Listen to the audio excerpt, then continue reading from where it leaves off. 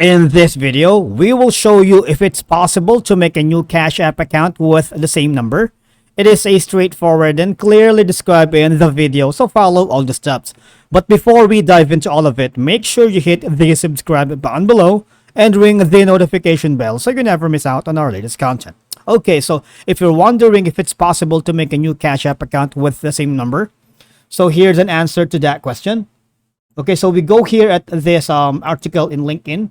So basically, you cannot make two Cash App accounts with the same phone number. The Cash App algorithm will detect and bar you from creating an account, and your account might get suspended if you use one phone number to create two accounts. All right, so that's the answer to the question. Instead, they are suggesting using an email ID for your second account, and various Cash App users recommend handling two accounts with one email, and a phone number is easier to use. Now, if you decided to delete your active Cash App account, so here's what you're going to do, all right? And also, here's another way to merge Cash App accounts. So open your Cash App application. Next, go to the top right side of your app and select the profile icon. Then tap on the personal section.